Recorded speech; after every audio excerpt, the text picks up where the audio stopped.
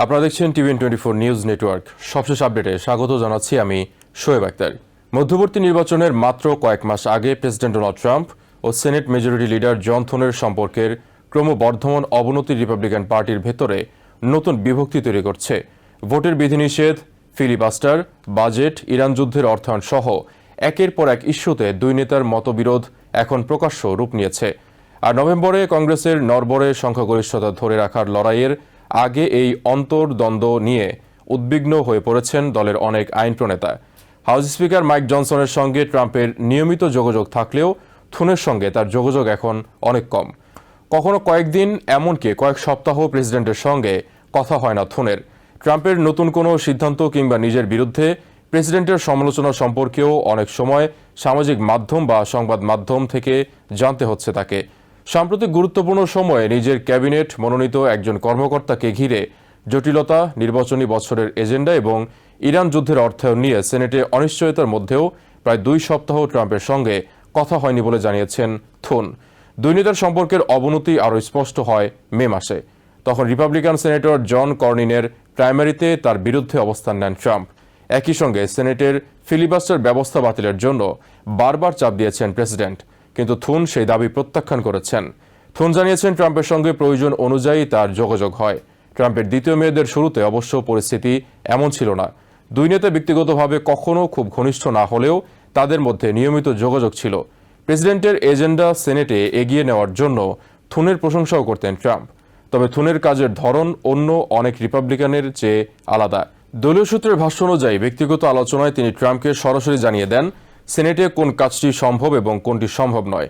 সাম্প্রতিক সপ্তাহগুলোতে এই মতপার্থক্য আরও বেড়েছে। Trump the save America act পাশ করাতে থুনের ওপর চাপ বাড়িয়েছেন। ভোট দেওয়ার ক্ষেত্রে নতুন বিধিনিষেধ আরোপের এই বিল সেনেটে আগেই প্রত্যাখ্যাত হলেও ট্রাম্পপন্থী রিপাবলিকানদের থুনের বিরুদ্ধে চাপ বাড়াতে উৎসাহিত করেছেন প্রেসিডেন্ট। এছাড়া কয়েকটি গুরুত্বপূর্ণ ইস্যুতে ট্রাম্পের আকস্মিক সিদ্ধান্তে সমস্যায় পড়েছে সেনেটের রিপাবলিকান নেতৃত্ব। আবাসন সংক্রান্ত একটি বিলের স্বাক্ষর অনুষ্ঠান বাতিল থেকে শুরু করে গুরুত্বপূর্ণ নজরদারি ক্ষমতা নবায়নের উদ্যোগেও বাধা এসেছে। অভিবাসন আইন প্রয়োগে $1 বিলিয়ন অনুমোদনের পরিকল্পনাও প্রেসিডেন্টের নতুন দাবির কারণে জটিল হয়েছে। এই পরিস্থিতিতে রিপাবলিকান পার্টির মধ্যে কার্যত দুটি শিবির তৈরি হয়েছে। প্রায় 1 ডজন মেগাপন্থী সেনেটর দৃঢ়ভাবে ট্রাম্পের পক্ষে অবস্থান নিয়েছেন। অন্যদিকে অধিকাংশ রিপাবলিকান সেনেটর থুনের অবস্থানের প্রতি সমর্থন জানাচ্ছেন। ইউটার রিপাবলিকান সেনেটর জন কার্টিস বলেছেন হোয়াইট হাউসের সঙ্গে আরও সমন্বিতভাবে কাজ করার মতো সম্পর্ক চান তারা। ওয়েস্ট ভার্জিনিয়ার সেনেটর জিম জাস্টিসও দলের অভ্যন্তরীণ লড়াইকে অনুৎপাদনশীল বলে মন্তব্য করেছেন। তিনি ট্রাম্পের এজেন্ডার সমর্থক হলেও সতর্ক করেছেন সেনেটের সীমিত সংখ্যাগরিষ্ঠতার বাস্তবতা বিবেচনা করতে হবে। জাস্টিসের আশঙ্কা পরিস্থিতি নিয়ন্ত্রণ করা না গেলে রিপাবলিকানরা আসন হারাতে পারে এবং তাতে প্রেসিডেন্টের রাজনৈতিক অবস্থান আরও কঠিন হয়ে উঠবে। রিপাবলিকান সেনেটর লিন্ডসে গ্রাহামের মৃত্যুর পর ট্রাম্প ও থুনের মধ্যকার দূরত্ব আরও বাড়তে পারে বলেও আশঙ্কা রয়েছে। গ্রাহাম ছিলেন দুইজনের ঘনিষ্ঠ এবং তাদের মধ্যে গুরুত্বপূর্ণ সেতুবন্ধ হিসেবে কাজ করতেন। এক রিপাবলিকান সেনেটরের ভাষায় দলের এখন প্রয়োজন নিজেদের অর্জন সামনে তুলে ধরা এবং ডেমোক্রেটদের বিরুদ্ধে নির্বাচনী প্রচারে মনোযোগ দেওয়া। অথচ তার বদলে রিপাবলিকানরা নিজেরাই একে অন্যকে রাজনৈতিকভাবে আঘাত করছেন। সেনেটের 5 সপ্তাহের অবকাশ সামনে রেখে এই দ্বন্দ্ব এখন আরও গুরুত্বপূর্ণ পর্যায়ে পৌঁছেছে। ট্রাম্প চান সেনেটররা ছুটিতে যাওয়ার আগেই সেভ আমেরিকা অ্যাক্ট পাশ হোক। একই সঙ্গে বাজেট প্রক্রিয়া ব্যবহার করে ইরান যুদ্ধের জন্য $1 বিলিয়ন অর্থায়ন এবং নির্বাচনী বিধিনিষেধ সহ বড় প্যাকেজ দলীয় ভোটে পাশ করাতে চান তিনি। কিন্তু থুনের বক্তব্য এই প্রস্তাব পাশ করানোর জন্য প্রয়োজনীয় 50 ভোটও বর্তমানে রিপাবলিকানদের হাতে নেই। থুনের প্রথম অগ্রাধিকার 30 সেপ্টেম্বরের পর সরকার অচল রাখার জন্য অর্থায়ন নিশ্চিত করা। কিন্তু ট্রাম্প ও তার ঘনিষ্ঠরা বাজেট প্রক্রিয়ার মাধ্যমে প্রেসিডেন্টের বাকি এজেন্ডা এগিয়ে নিতে বেশি আগ্রহী। অ্যালাস্কা রিপাবলিকান সেনেটর লিসা মার্কোভস্কি মনে করেন এত অল্প সময়ে সেই বাজেট প্রস্তাব পাশ করা বাস্তবসম্মত নয়।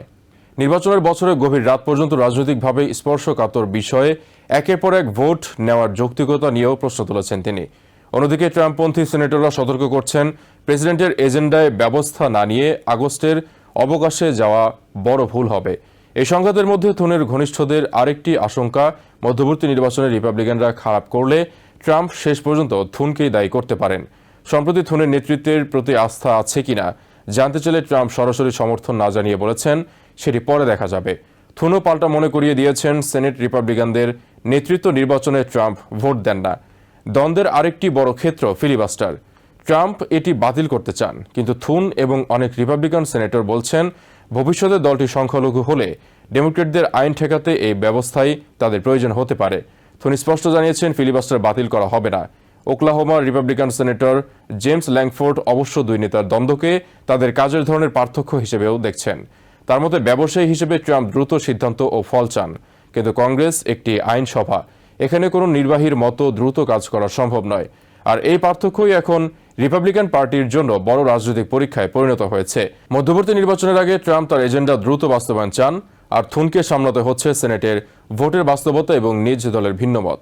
নভেম্বরের নির্বাচনে ইউএস হাউস ও সেনেট দুই জায়গাতেই রিপাবলিকানদের সংখ্যাগরিষ্ঠতা ঝুঁকিতে। ফলে ট্রাম্প ও থুন নিজেদের দ্বন্দ্ব কত দ্রুত সামলে একই রাজনৈতিক কৌশলে ফিরতে পারেন তার উপরও নির্ভর করতে পারে মধ্যবর্তী নির্বাচনে রিপাবলিকানদের ভবিষ্যৎ। নিউ ইয়র্ক থেকে সম্প্রচারিত TVN 24 টেলিভিশন বিশ্বজুড়ে বাঙালির কণ্ঠস্বর।